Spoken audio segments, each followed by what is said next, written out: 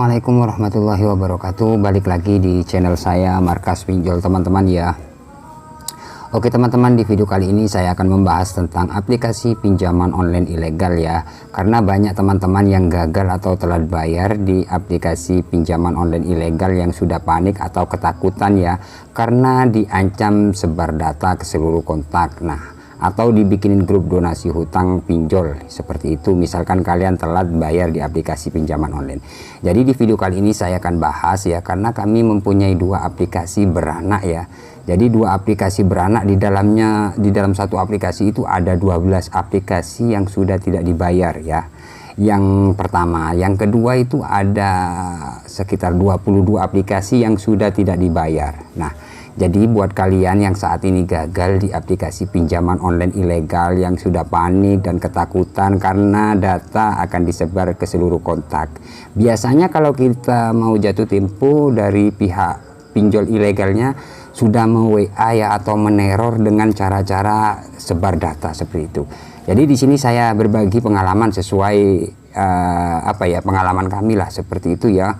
Karena di sini saya bukan bicara saja, karena di sini saya ada bukti pinjaman online ilegal yang tidak dibayar tapi sampai sekarang aman ya.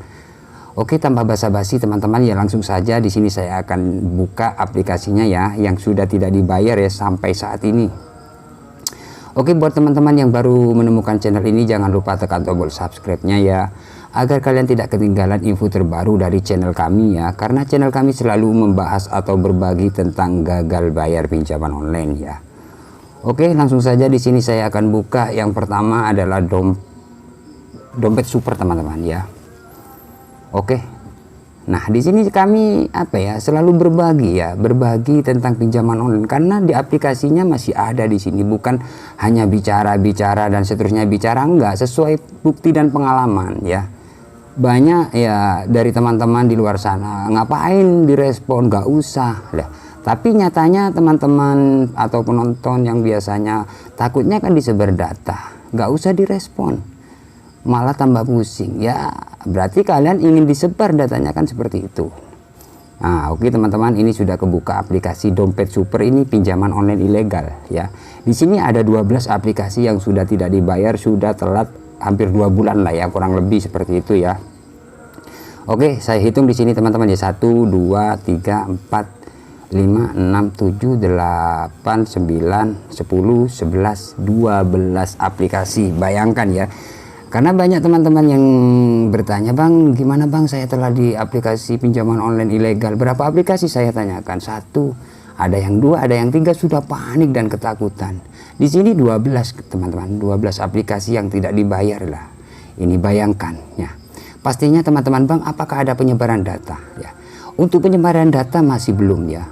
Ya, sejauh ini hampir 2 bulan ini tidak ada penyebaran data ya. Tapi kalau kondar dipastikan dihubungi dan dikirim foto selfie ya. Selfie pas pengajuan kita itu dikirim sama kondar ya. Tapi ada di beberapa kontak ya, 1 2 3 lah yang dikirimi, tapi tidak sebar ke seluruh kontak. Sampai lebih dari 5 tidak sampai. Karena apa? Saya sering bilang, buat teman-teman yang gagal di pinjaman online, kalian respon dengan baik ya. Sering saya bilang respon, ngapain direspon? Loh, itu hak kalian. Kalian nggak merespon atau merespon, hak kalian. Di sini saya hanya berbagi sesuai pengalaman agar data kita tidak disebarluaskan ke seluruh kontak ataupun sosial media seperti itu. Ya, ada ya orang-orang yang bikin konten nggak usah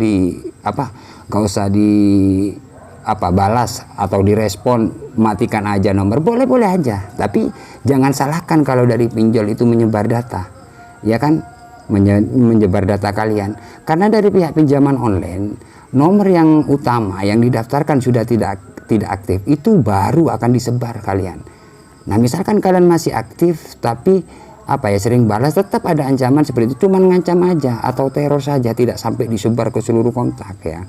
Jadi untuk teror itu biasa ya. Jadi misalkan nomor kalian masih aktif atau kalian tidak mematikan nomor lah istilahnya ya, tetap kalian dapat teror bahwasanya data Anda akan kami sebar ke seluruh kontak. Itu seperti itu aja, tidak sampai terjadi. Misalkan kalian merespon ya, maksudnya merespon, jangan Pak, jangan Bapak sebar, kami masih usaha ya, sabar atau gimana seperti itu Ya, kalian balas seterusnya. Ya Pak, jangan Pak. Kalau misalkan sudah apa ya istilahnya dari pihak aplikasinya, biasanya pokoknya jam ini sebar, mau disebar kalau nggak bayar dah. Kalian tantang sekalian sudah sebar Pak ya, hari ini juga sebar, saya tunggu penyebaran dari Bapak ya, pokoknya saya tunggu, harus disebar. Kalian berani seperti itu, dari pihak pinjaman online ilegal pun tidak berani akan menyebar data ya, karena dia aplikasinya bukan legal, ilegal ya. Itu semua hanya gertakan atau cara penagihan dari pinjaman online ilegal. Taunya cuma neror. Misalkan kalian panik ataupun ketakutan, dari pihak pinjaman online itu semakin meneror kalian, karena kalian sudah ketakutan atau panik agar kalian segala cara agar apa ya melunasi hutang tersebut seperti itu. Inilah sampai detik ini masih aman, nggak ada penyebaran data ke seluruh kontak ataupun sosial media, aman teman-teman. Nah ini kalian bisa lihat, ini aplikasi 12 loh ya, bukan 1, 2, 3 aplikasi ya. Jadi seperti itu aja, cukup kalian respon dengan baik. Apapun teror dari pihak pinjaman online itu hanya teror. Misalkan kalian takut bisa terjadi, data kalian akan disebar. Jadi intinya misalkan ada apa ya, ada teror, data Anda akan kami sebar jika tidak membayar jam 1 siang ini. Kalian tantang sekalian, ya Pak, sebar, harus disebar sekarang, saya tunggu, seperti itu. Dari pihak aplikasinya mikir teman-teman, wah orang ini mentalnya kuat berarti. Jadi tidak akan berisik seperti itu teman-teman. Ini untuk pinjaman online ilegal yang pertama teman-teman, 12 aplikasi sampai sekarang masih belum kami bayar, seperti itu ya. Jadi kami membuat konten ini selalu berbagi ya, bukan mengajarkan kalian, berbagi ya. Seperti ini loh cara agar tidak ada penyebaran data seperti itu. Tapi jangan kalian WA saja, kalian telepon aja. Berani apa ya, mencoba memberanikan diri lah. Yang nguji mental kalian sendiri seperti itu. Karena setiap perbuatan pasti ada risiko teman-teman ya. Oke. Yang aplikasi yang kedua teman-teman ya. Oke, di sini saya akan buka aplikasi yang kedua ya.